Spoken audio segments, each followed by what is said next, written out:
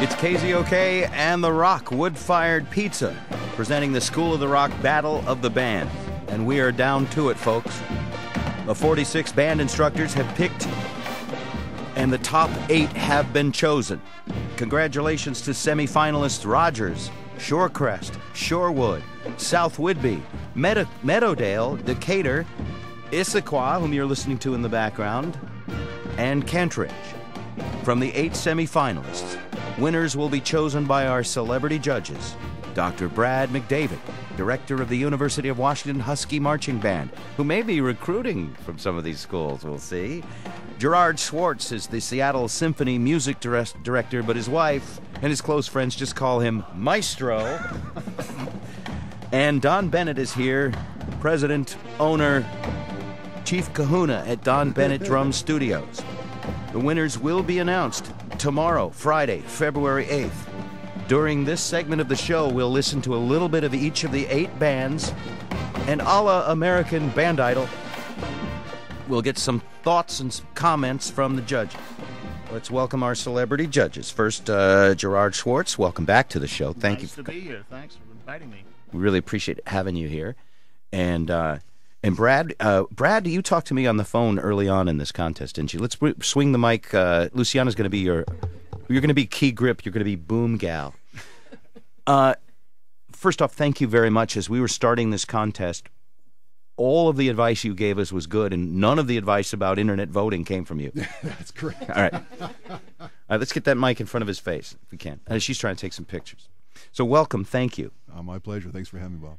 You at the University of Washington exist at the highest level of this kind of performance. A college band like the UW, the Husky Marching Band, they compete for big dough sometimes, don't they?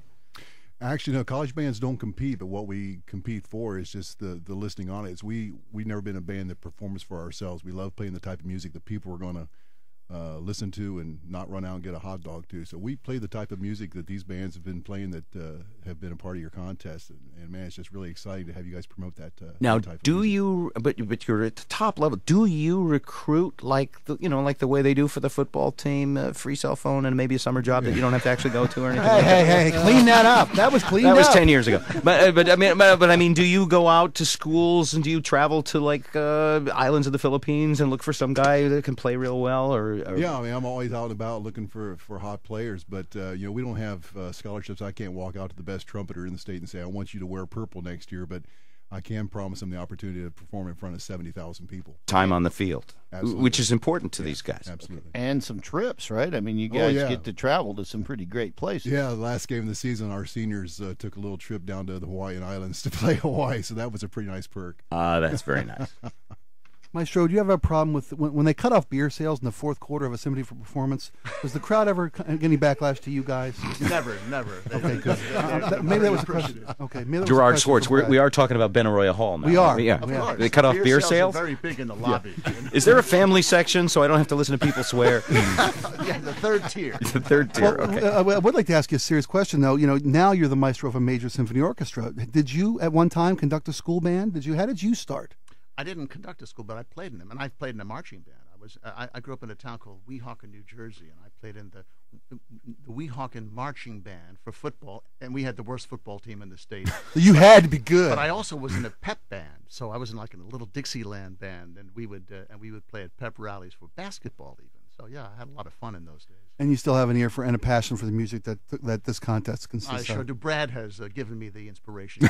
Joining the Husky Did you have a great time at band camp? Did you want to talk about that? I went to band camp. It was called Interlochen. It was a music camp, but everybody in my family called it band camp, even though all we do is play in orchestras. But Gerard Schwarz, maestro with the Seattle Symphony. Gerard,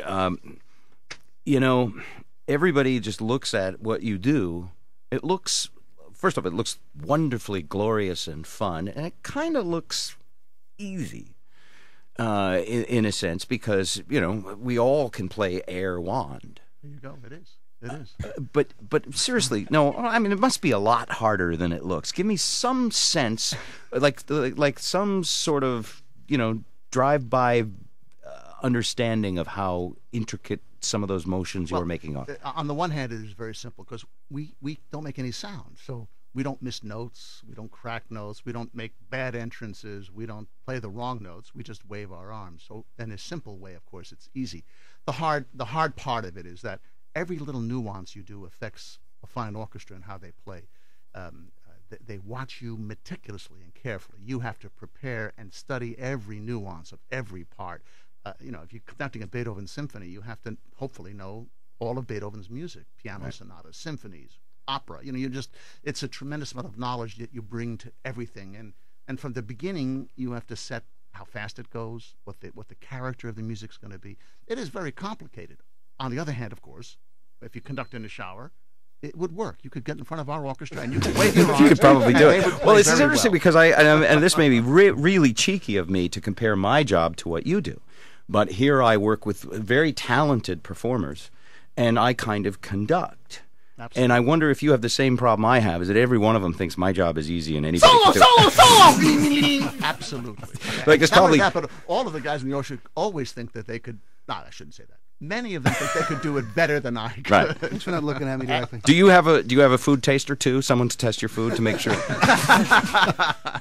All right, let's introduce again an old friend of the show, Donn Bennett from Donn Bennett Drum Studio, another sponsor of this contest. And let's also mention, although they're not here, that's what kind of people they are. The Rock Wood-Fired Pizza, great community leaders, and they thought, let's do something for bands, and that's how this competition came about. It was not like a typical promotion kind of a deal where we sit there and think of a way to do. They said, we've got money, we want to give it to high school bands. We think that first off, for their customers, a lot of them are kids and families.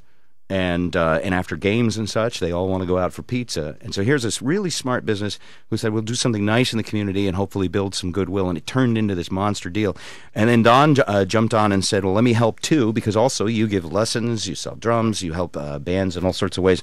Donn Bennett has been involved with our show and has brought some of the greatest drummers of all time who've ever played into our studio. Just rattle off a list of some of the famous names. See, Kenny Aronoff, Bernard Purdy, Steve Smith, Cindy Blackman, who else?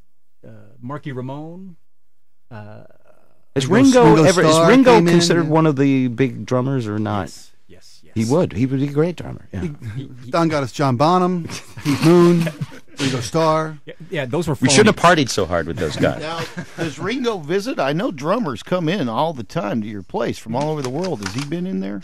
He can never come to the shop, so we always go to where he is. Oh, so you have, and you've met pretty much every great drummer who's ever lived. I amaze myself sometimes. I go, I can't believe I just spent the afternoon with Charlie Watts. Right. That's pretty cool. I can't believe I just had lunch with Ringo. Is there some trait that all drummers have in common, other than potentially drinking themselves to death?